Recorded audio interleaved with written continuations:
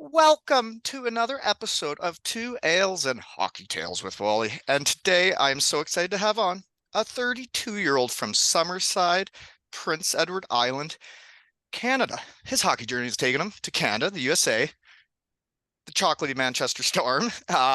He has started a chocolate throwing hockey tradition in Manchester in the Chocolate Storm shelter. He's been running amok of the EIHL and is the engine of those chocolatey Manchester Storm. And I got no notes again.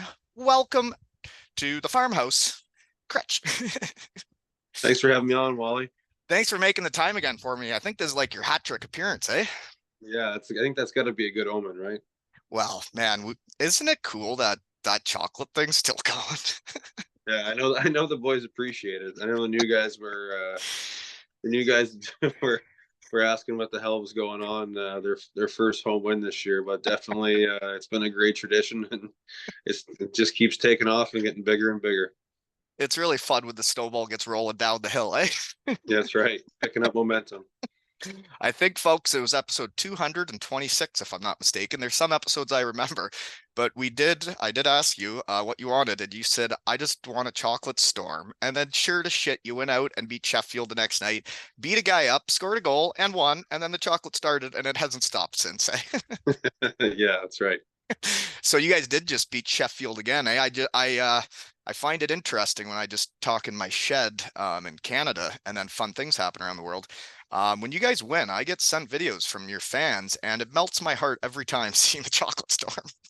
Yeah, I think the Manchester crowd's definitely embraced two ales and hockey tales with Wally. I know every time we go to the rink now, there's either a jersey or a hoodie or there's something two ales that's floating around the rink, and I always seem to notice. I sure notice when I see it around town with all the kids I've coached. I get them shirts, and every time I see them wearing them around, it just melts my heart. Having so much fun. So you guys, how you doing so far? I saw you've missed a few games, and so is Heine, eh? Yeah, Heine was out earlier in the year. He's back now and doing his thing again, which is great to see. But yeah, I've been out for 3 weeks now. It's been pretty frustrating, but hopefully be back soon and be back on the ice here soon. Yeah, being hurt's the worst, man. Yeah, I don't think you can. I don't think there's anything worse for a hockey guy No, man, than being hurt, especially during the season and not being able to be out there with the boys. But yeah, it's been a long few weeks for sure. yeah, I actually found the times I got like really injured, like the time I blew out my PCL and missed a whole season in Germany.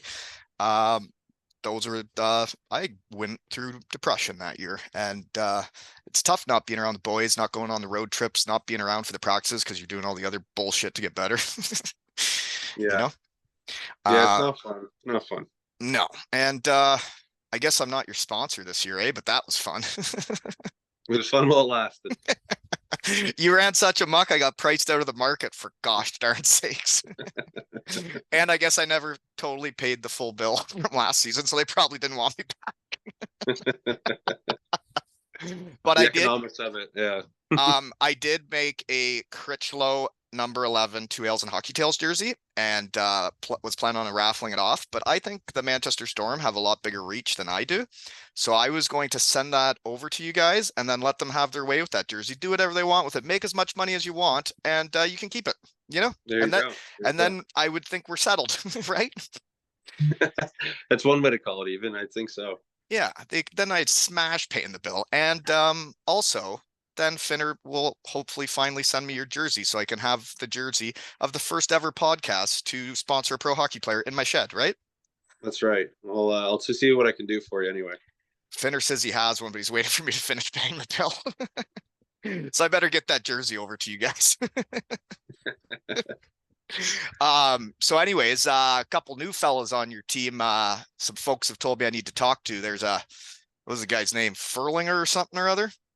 Jake Derflinger, you'd like this guy. Well, he's kind of like EIHL Brad Marchand at the moment, but he's been on fire, man. He's been crushing it. It's He's nice when you get he's new guys like that, eh? Yeah, he's stepped up massively, and not just him, but a number of guys. We, like you said, Heine and myself. Heine was out previously. Now I'm out. A few other guys, key pieces are out of the lineup, and Yeah, it's been a challenge, but it seems like different guys seem to are stepping up at different moments each game, and That's what you it's need. been great to watch, and definitely proud of those guys. It's been big. I really enjoy when you guys put all the chocolate into the middle of the ice and then do your celebration around all the chocolate. It makes me think that hockey's still hockey out there, you know? Yeah, yeah, for sure. And I also like the guys holding their sticks over their head and doing like whatever after the last game. Looks What like was your that team's video having game? fun. It was Blades of Steel. That's what they do for the celly when you win. That back on the Super Nintendo or whatever the hell it was on. So I think that was the original Nintendo. I played it. I mucked her up yeah, on Blades of Steel. Yeah, I was a hell of I a had player. I had the game too. I had the game too. That was a cool celebration. And when I see that, it looks like a hockey team that's having fun. And teams that have fun usually win more. Definitely. I think, yeah. I mean, like I said, we've had some ups and downs. 2 weeks ago, we had a real tough weekend, lost both games. Our home record was a bit spotty. And then, I think new coach kind of, we had an honest talk and some good video clips. And then obviously had a really strong game this past weekend versus Sheffield, which is, they're a good team. So, yeah, a big dub for the boys. And Big we dubs got to are keep, fun. So you do we got have a to new keep coach, eh? How different is it from Ginner to this new guy?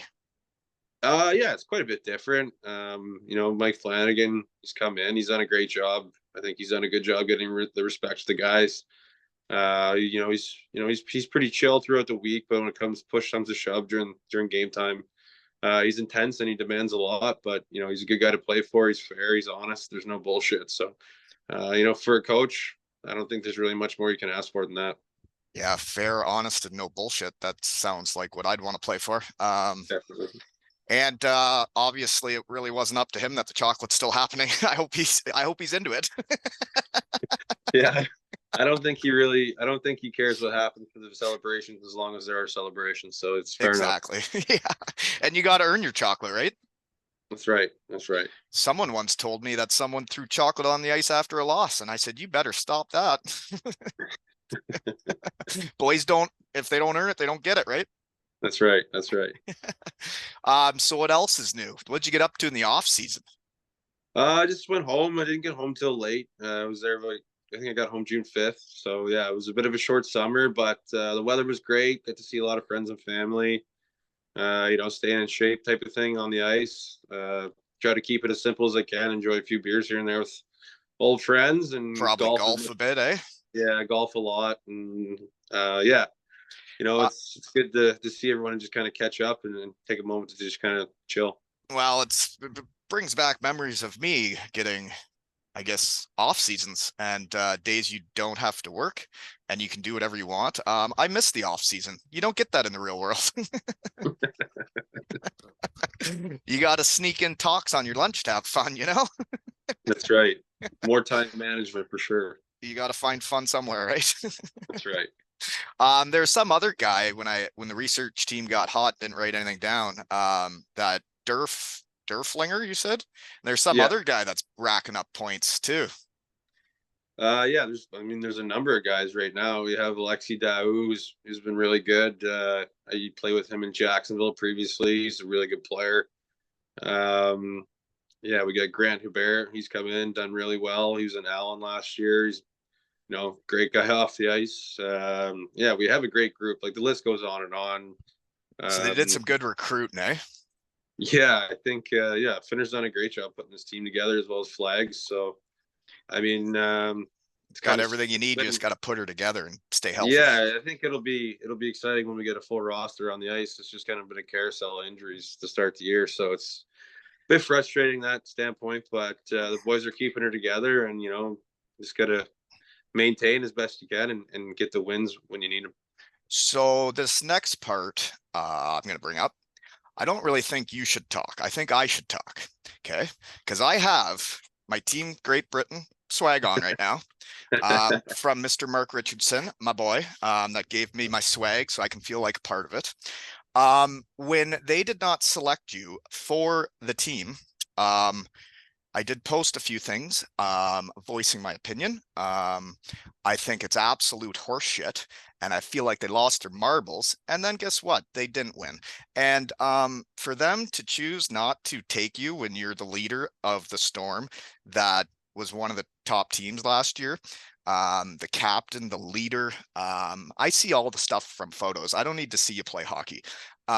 You are the engine that makes that team go. And for them not to pick you and pick a whole team of different guys made zero sense to me. Because I've played with and against a lot of those guys. And I don't know, man. If I was you, I would have been steaming fucking mad.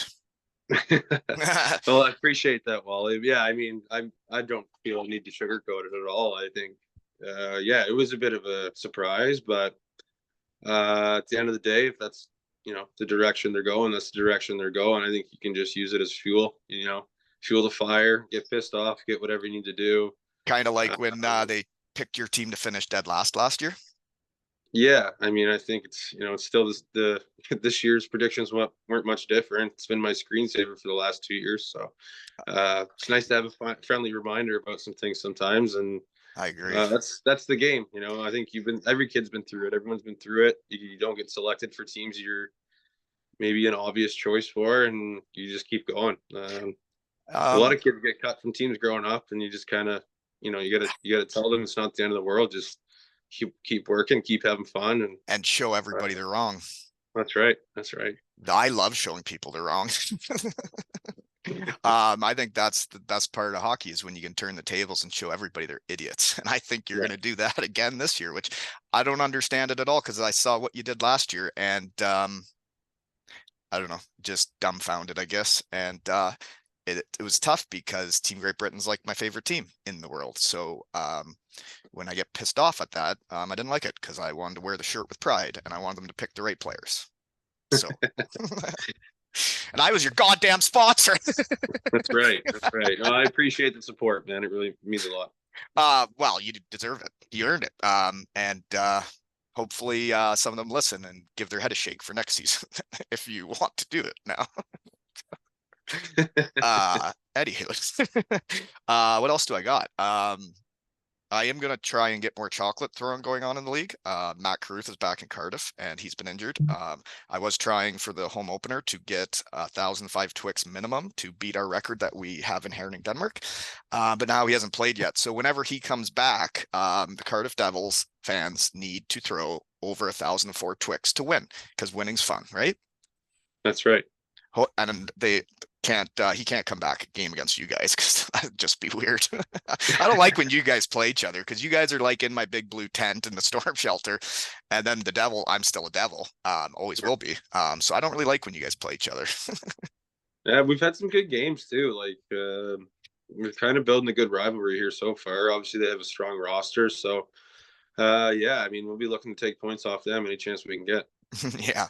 I'm pretty sure it has not stormed chocolate in Manchester and the Devils have been there, but that would be something if that happened. I would feel bad. But I'm going to tell you a story because I think it's interesting how this chocolate started in Manchester because I only played one game there before I hurt my knee. And then I went back at the end of that season as the pregame speaker, went on the fan bus, drank some pints on the way with the fans, surprised the boys. And I had my outfit for the pregame speech. I was a Viking. I had an axe, a sword, and a shield. And we pull up to the arena, and the guy telling the bus where to park is wearing a Viking hat, like with the horns and everything. And I'm like, dude, I can't believe you're wearing that hat. I'm going to do the pregame speech as a Viking, and I could really use your hat for my costume. And he said, hockey family, man, just give it back when you're done. So then I had a Viking hat for my outfit, and I looked fantastic. And then Deese, who I just talked to yesterday, decided to make it more authentic. We went out back, and he covered my body in dirt with his grubby mitts. And then I went into the bathroom, and they locked the door and said it was broken or something. So then I sat in the shitter during warm-ups to surprise the boys. And then they broke the glass in warm-up. And I'd gone into the bathroom with a pint, naked, Cold and Afraid. And I sat there and drank my pint, and then they had to come off from warm-ups, and I ended up sitting in that shitter for like an hour and a half, naked, cold, and afraid. And then I finally did do my pregame speech, and I came out hot and broke the axe at Richie's feet and got right in his face. And then we went out and won, and that was my last time in Manchester. And that hockey family thing, the guy giving me that hat meant the world, and I gave it back to him. And now they all throw chocolate. And I just think, wow, this is cool how this all worked out. It's almost like you could have made a career in Manchester, Wally. It's cool how they've taken a shine to me, and you guys have really taken a shine to Jake. Eh? He's like you. He's like part of the team, isn't he? My Yeah, director of Jake, shed marketing. Shed marketing. he's your head of shed marketing for sure. He's always he's a great kid, and he obviously loves the Storm and loves the shed, and he I think he's kind of combined those two things, and He's yeah, going it's with good it. to I see love him. it, Yeah, it's good to see him. He's always got a smile on his face, and and he you loves know hockey. he's definitely you know definitely well recognized within the group for sure. Yeah, when I get sent pictures of him showing up at your road games with a Two Ales and Hockey Tales jersey on outside different arenas, it just melts my heart. And I got him a tour of the Greggy bus one time when you guys were getting Yeah, ready. yeah. How's Greggy doing? He's doing well, man. He's doing well. I think, yeah. I mean, I haven't been on many road trips with him, unfortunately, this year. But yeah, Greg, he's always, he looks after the boys really well, and he's just like Jake. He's as big a part of the team as anyone that contributes for us. So he means a lot to us. You guys do have a good group of folks around your team, don't you? Definitely, man. Makes everything even more worthwhile. Yeah, you need good people around to win. Is what I always say. And yeah, I don't know if you've heard, but Joey Martin, I don't know if you've heard of him, but he's my goat, and he's having a testimonial this summer. So I just may make my way back to the UK in June. Just hoping for the invite. The testimonials are that's your ticket back, man. You've been Oh, taking advantage. I love it. They're the best weekends ever. Do you guys have anybody coming up on 10 years around there? Dallas Earhart is supposed to have one at the end of this season, so Oh, you yeah. guys should run amok. They're the best weekends ever. Yeah, I don't think there'll be any concerns about running amok. I think that'll be pretty much be a Mark Messier guarantee. Oh, oh man, they're the most special days, and it's so cool that like they're raising money for your buddy, and you get to have a weekend with all your old friends and just have a time, and then they actually make money out of the deal. It's a win-win for everybody. That's right. That's right. No, it is. It's awesome, and like it's good to see guys who have been grinding for a long time get recognized like that, and like Oh yeah. everything about it's pretty special. And you think about like you said, all the alumni coming back, the fans really get involved, and And yeah, those it's guys just earn it, right? They got to pay to play it's a 10 good time. years. Oh yeah. That's right. Dallas Earhart. Is he still scared of the shed? I don't know. He doesn't do much social media stuff. He's pretty busy with he's got a little baby at home right now, Benson. She's Those coming could up take on up a time. year old here soon. So yeah, I think he's got his hands covered in shit for the last year, basically. That does happen.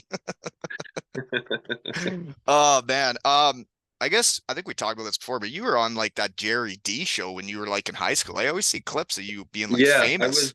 I was.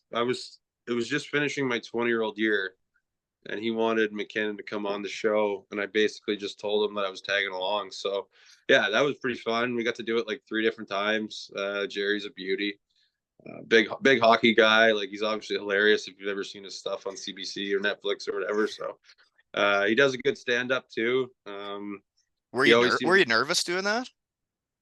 not really. I mean, like it was pretty cool. Like we for the first time maybe a little bit, but he's such a good guy. He made you feel so comfortable. Like it was Yeah. just like heck, it was just like anything else. But yeah, it was eye opening to see how like productions like that work and how like they make it come together and stuff. But yeah, I get to meet a lot of cool people. Jerry, we went out for dinner after, had a great time, and yeah, he's a beauty. I have nothing but good things to say about him. Jeepers, I should have wrote down notes so I'd know what to talk about. Busy times these days. Yeah. Why do you wear number 11? Always wore it. Just always worn it. Like when I was a kid, I wore a couple different numbers growing up, and then I was a big Mark Messier fan growing up. It was a number that I think I've been wearing since I've been 12. Really, it kind of rotated 9, 10, 11, always within that that range, that deviation. So yeah, I just kind of stuck, and I've been W- lucky enough to be pretty much tenured my way to be able to wear it wherever I went. So it was nice. Would you say you try tailor your game or like Mark Messier? I wish I could say that. I Well, think it that seems would like be you score, you fight, you hit, you muck it up. It's kind of like what he yeah. did, right? Well, he was a winner, so I always want to achieve to be a winner, right? Yes, winning is fun. Yeah. And you got to do that in university, right? I Yeah, remember when you sent photos, you were holding a trophy, right? yeah. I got the when I was in university, we won the national title 3 different times, so that was pretty cool. Oh yeah. Yeah, And I'm actually having a double header today in the shed. After work, I'm having on my under 13 boys from last season to talk about nice. us winning all Ontario.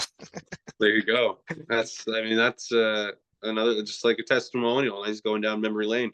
Well, I can't wait to see all the boys again. And it's sad because we became such a team and a family last year. And we do two age groups together in this small town. So now I only have three of the same kids this year. And my team from last year is on four different hockey teams now. It's sad. It is sad. That's the hockey world, isn't it? It is. But I can't wait to talk about winning again because it's so much fun. So would your team that won the national championship still have a group chat going? We don't have a group chat. Last year would have been next year's our 10-year anniversary for my last year there. We still got a lot of guys playing, like It's Phil hard to do the Maillet was on. reunions when everybody's still playing, eh? Yeah, like guys are guys are still out there grinding, out there winning. Like we had, I mean, on that last team we had Jordan Murray. He's playing in the Dell. He's been in the Dell for the last number of years.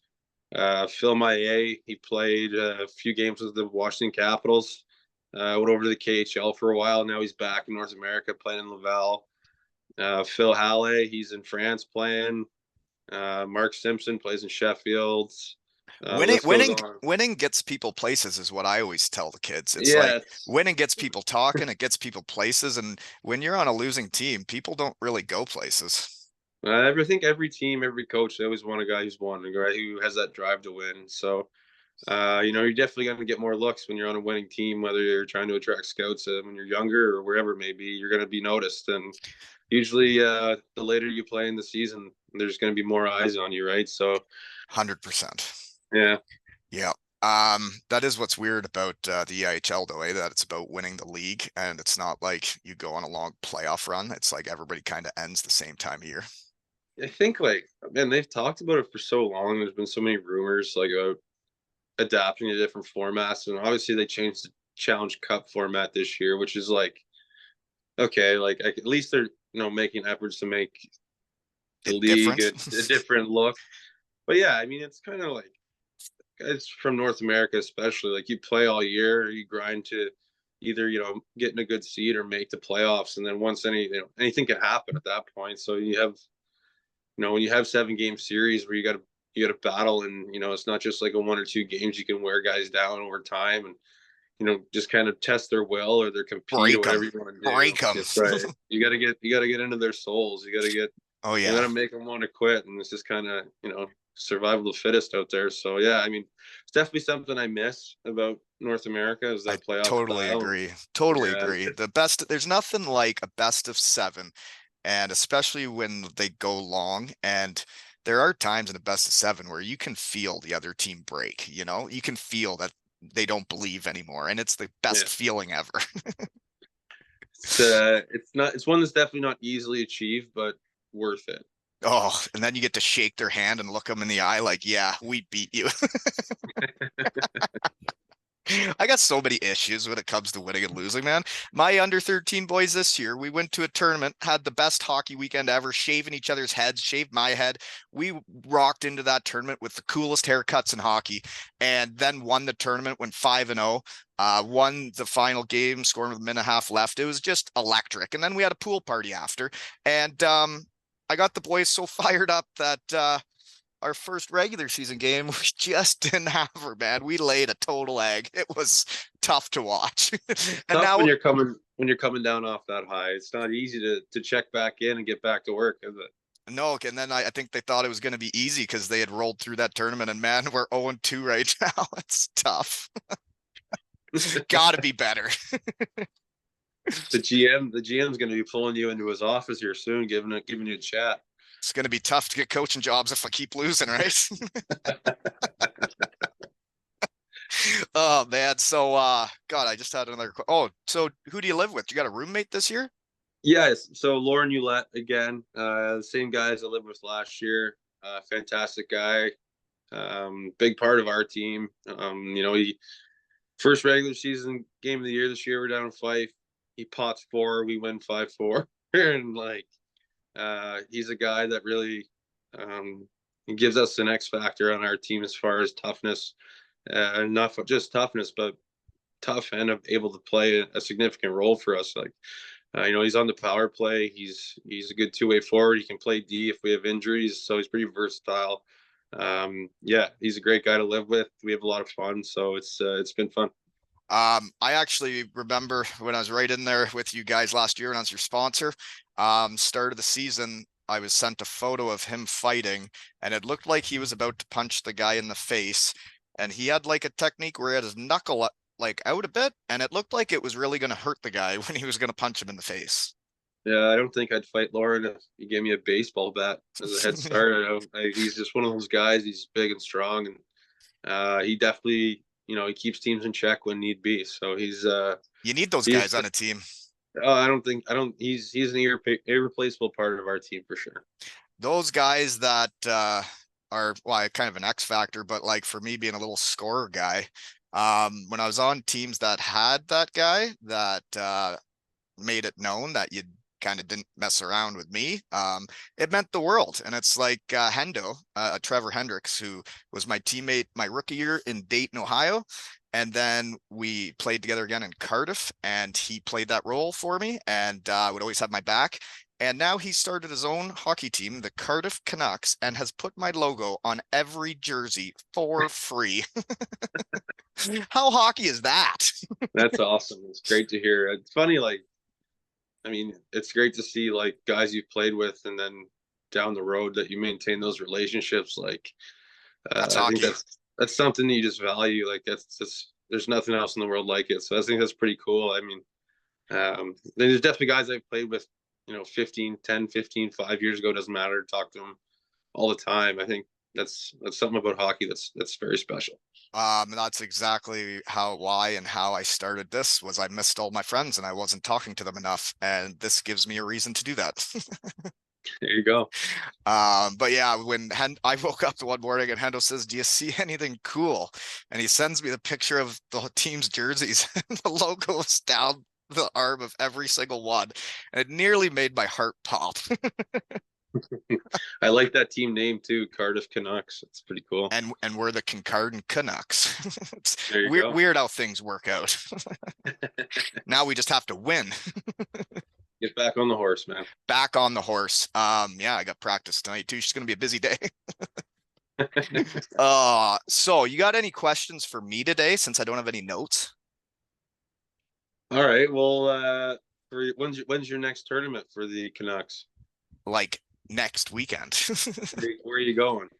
We're staying in Barrie, Ontario, and it's the ESSA Eagles tournament. So it's a couple hours away, and there's a hotel with a pool that'll probably do a belly flop in. Yeah, Barrie's definitely not a bad spot to hang out for the weekend. That's for sure.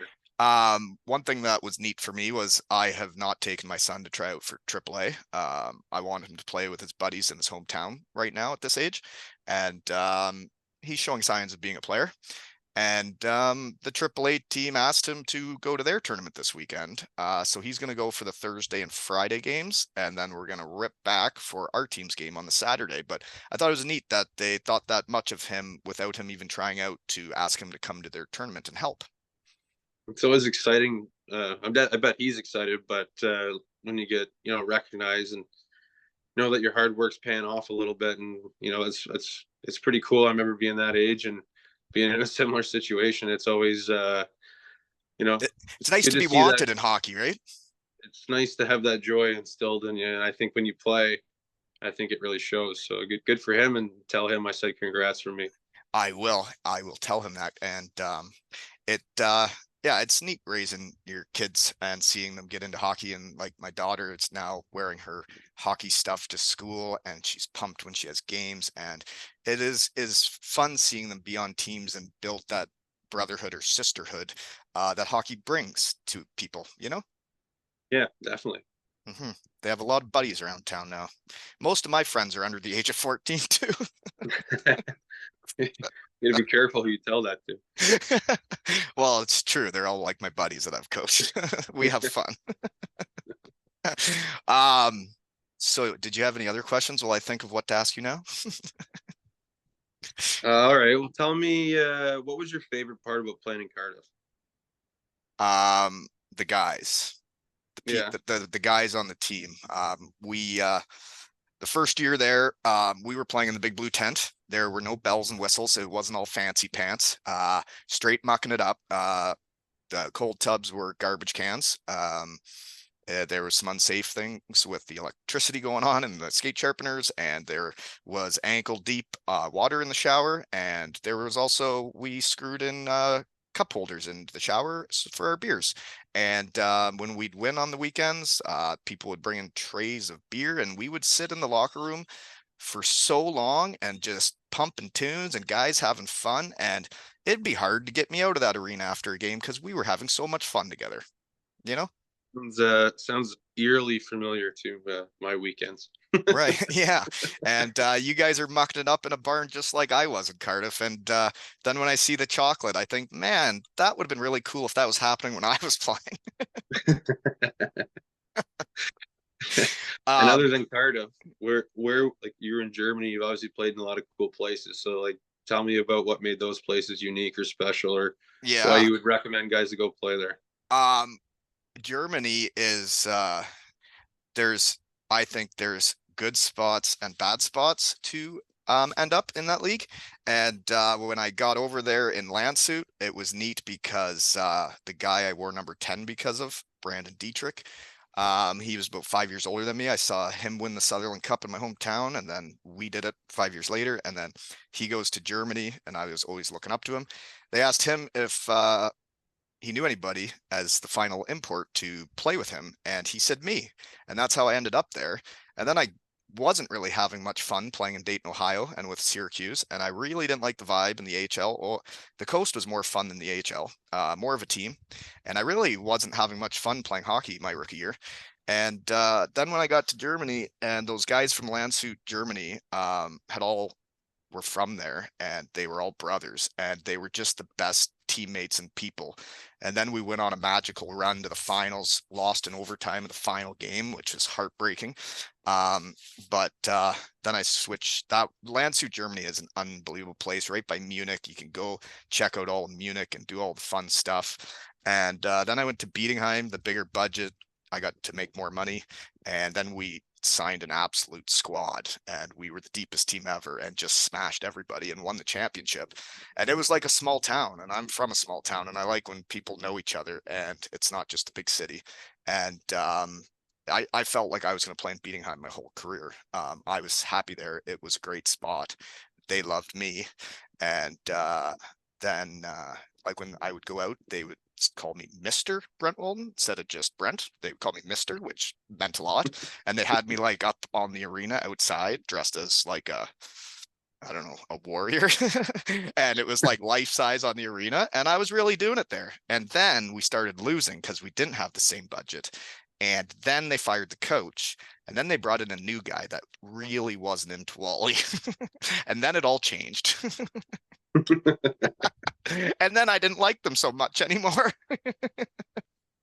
That's the circle of life in hockey sometimes, isn't it? Sometimes what goes around comes around, right? That's right. I heard a very funny story when I went back for a testimonial. A gentleman I met said, "Have you ever heard of this coach?" And I said, "Of course, he's the person that asked me to kindly leave Bietigheim." And he said, "Well, I have a great story for you. It's one of my best hockey stories." And I said, "I can't wait to hear it." And his team hated him so much in Hanover, Germany. that when they were having a Cabina Fest, like a team party in the locker room, um, one of the players put his whistle up his ass. And then the next day at practice, every time he would blow his whistle, the boys would have a giggle. What goes around comes around. Like that's an old school level prank right there. I'm pretty sure if he found out who did it, you would probably get fired. Yeah, Hopefully his teammates had his back. I would say that was probably kept pretty tight. But one thing about living in Germany that was cool is, well, the Christmas markets, the beer tents, but also just the living of like all the tables out on the walking streets where you can just have a day sitting outside eating and drinking coffee or beer or whatever you're into, and like you just enjoy the day, you know? Sounds like a pretty good lifestyle. And the other good thing about playing in Germany is if you get injured, um, you get covered. And it was a life changer for me that I had hurt my knee in Germany. And it is a thing that is a positive of playing in Germany, that if you do have a career-ending injury, you can get taken care of, and it's a real thing. Yeah, I mean that's always nice, like for security at all, like just the feeling of knowing like you're out there busting your ass, like putting your body on the line. Like when just to know that like if whatever may happen, you don't have to worry about it. You'll get the right medical care. The team will have your back, and like because sometimes there's certain places that you go and it's a bit sketchy, and you just like some places a guy gets hurt and they try to cut him, and you're like, what's going on? Like this is this is total bullshit type of Right. thing. And they don't have the players back when they got hurt playing for them.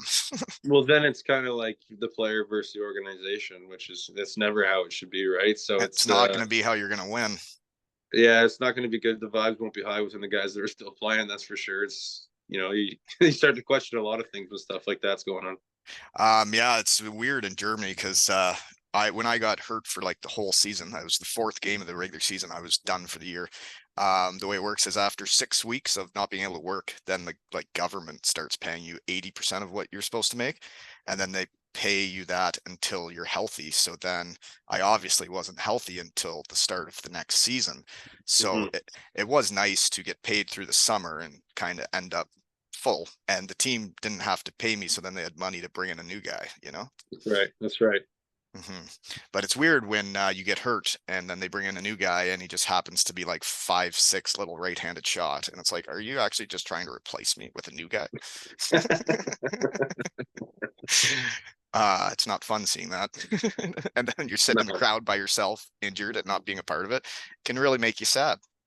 Yeah. No. It's been tough the last few weeks for me. Like like you come back, you get optimistic about pushing an injury and having a chance to get back out there maybe sooner than expected, and whatever it doesn't work out, and then you're just kind of grinding, trying to get healthy, and it's like You you're just watching want to your be team. back, right? Well, you're watching your team play, and you're celebrating harder than the fans when you score. You're like, oh, like you just want to be out there, you just want to be a part of it. So that's yeah, it's tough, but you just got to stick with it, and try and have as positive as an attitude as you can, and just keep grinding and get yourself ready for when you do come back, so you can help the team.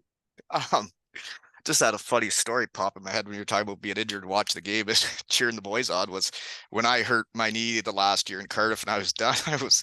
I was helping the power play and watching the game, and and there was a lady beside me that was just being so negative and like chirping my buddies about what their plays, what they were doing, and I couldn't handle it. So I said, "Can you please stop with the negativity?" And then I found out it was Ben Bounds' grandma. So he came up to me the next day at practice and apologized for her, and apparently she felt so bad she said something to Bouncy. Oh man, I tough feel like times. that's like any goalie parent or relative, like you're just it's such a nerve-wracking position to be in, and It you're is. like, my brother was a goalie, so like I can kind of relate to it. You're just like, if like anything bad goes awry, it's just yeah, it's a tough position to be in. So I definitely know where she's coming from, and I know where you're from. I actually know what goaltending is like now. I thought I was done winning trophies as a hockey player.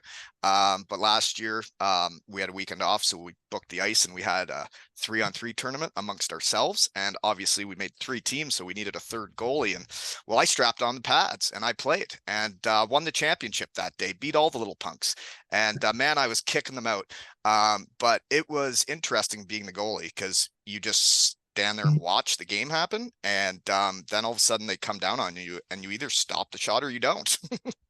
I've done that in a few hockey schools that I've been teaching at, like, I don't know, like 11, 12-year olds, and like they need attendee for like the final game, and you strap on the gear, and man, like, It's a tough I don't sport, know, like tough job.